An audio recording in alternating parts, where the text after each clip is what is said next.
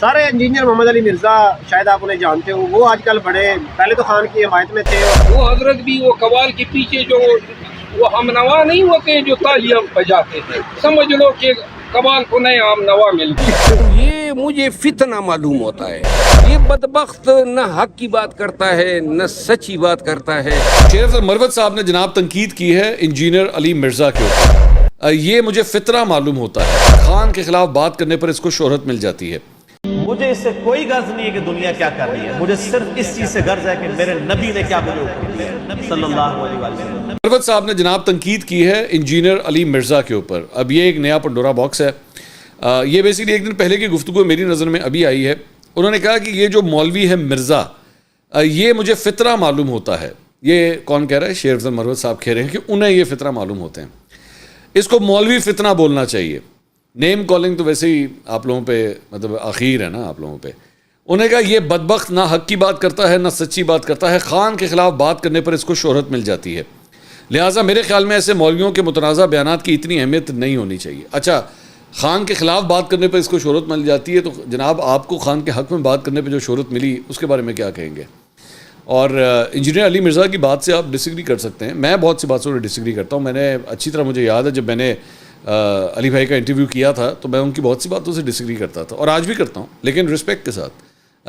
وہ عزت کا ایک رشتہ ہے، اس میں رہتے ہوئے وہ میری باتوں سے بھی اختلاف کر سکتے ہیں. میں ہی کوئی عقل کل نہیں ہوں. ظاہری بات ہے بہت سی چیزیں ان کی بھی ٹھیک ہو سکتی ہیں، ضروری نہیں ہے، لیکن ہم دونوں ایک دوسرے کی باتوں سے اختلاف کرتے ہیں لیکن رسپیکٹ کے ساتھ.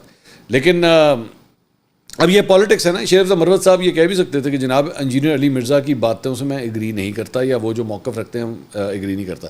یہ فتنہ ہے، یہ جھوٹا ہے، یہ بدبخت ہے. Why do you have to always go to this extreme? یہی میرا آپ لوگوں سے بار بار سوال ہوتا ہے کہ بھائی ہر بات کے اندر جو ہے یہ اتنا ایکسٹریمزم پہ کیوں چلے جاتے ہیں؟ مطلب وہ کچھ بھی ہے بھائی، ہے تو وہ ایک اسکالر نا. مطلب وہ ایک اسکالر ہے، وہ بیٹھ کے دین کی خدمت کر رہا ہے. آپ کو اسے ڈس ایگریمنٹ ہے، ٹھیک ہے، آپ 100 دفعہ کریں، لیکن احترام کے ساتھ بھی کر سکتے ہیں. ضروری ہے آپ نے ہر ایک کو جو ہے وہ گالم گلوچی آپ کے دوست انجینئر محمد علی مرزا نے پھر بیان دیا، مولوی تکا جس کو آپ کہتے ہیں. اس نے کہا کہ خان اگر باہر آ گئے تو انتشار پھیلے گا، آپ فوج کی مجبوری کو سمجھیں. خان کو اندر رکھنا فوج کی مجبوری ہے. یہ جو مولوی ہے نا مرزا، اس کے بارے میں یہ میں بتا دوں، یہ مجھے فتنہ معلوم ہوتا ہے.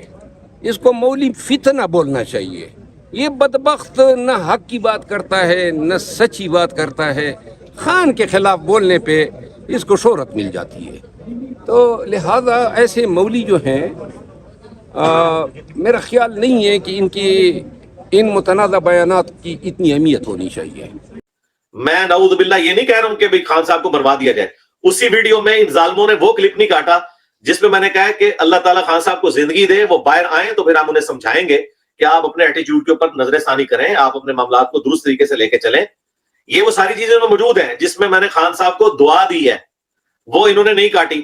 بیسیکلی یہ لوگ ویوز کے، ڈالرز کے بھوکے ہیں، اور یہ مسئلہ ہے اس ایک خاص سیاسی جماعت کا کہ یہ ہتھے چڑھ گئی ہے چند یوٹیوبرز کے جن کا کوئی لینا دینا نہیں ہے خان صاحب کی رہائی کے ساتھ. یہ صرف اپنے مجھے پتا ہے آج خان صاحب کے باہر آ رہے ہیں تو ان کے ویوز کس نے دیکھنے ہیں؟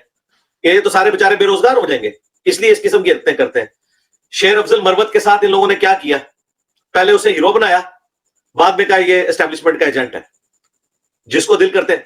عادل راجہ کو جس طریقے سے انہوں نے آن کیا اور وہ خان صاحب کے ماننے والوں کا دماغ خراب کرتا رہا، اینڈ پہ انہوں نے عادل راجہ سے اعلان برات کر دیا.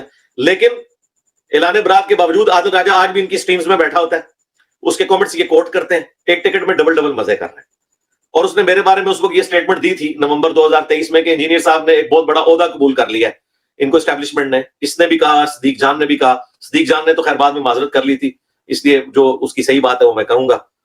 تو وہ عہدہ تو میں نے کوئی قبول نہیں کیا، ٹھیک ہے. تو اس قسم کی جو یہ کرتے ہیں تو بہتر یہ ہے کہ جو آپ کو کلپ بھیجے اس کو پوری گفتگو بھیج.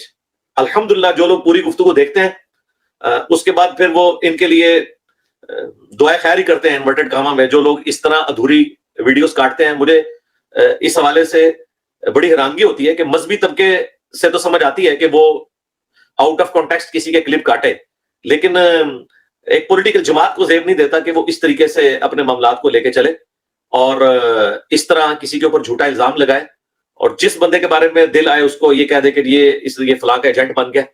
اور پھر وہ پولیٹیکل جماعت جو ٹوٹلی لانچ ہی اسٹیبلشمنٹ نے کی تھی نون لیگ اور پیپلز پارٹی کے خلاف, ٹھیک ہے جی, جن کا لیڈر اپنا مان چکا ہوا ہے, ٹھیک ہے, کہ میں کس طریقے سے یہ معاملات لے کے چلتا رہا ہوں, تو ان کو تو بھائی زیب ہی نہیں دیتا. ہم تو اللہ کا شکر ہے پہلے دن سے اینٹی اسٹیبلشمنٹ ہے, اور ہم سیاست میں فوج کے کردار کو بالکل جائز نہیں سمجھتے, نہ پہلے سمجھتے تھے نہ آج سمجھتے ہیں.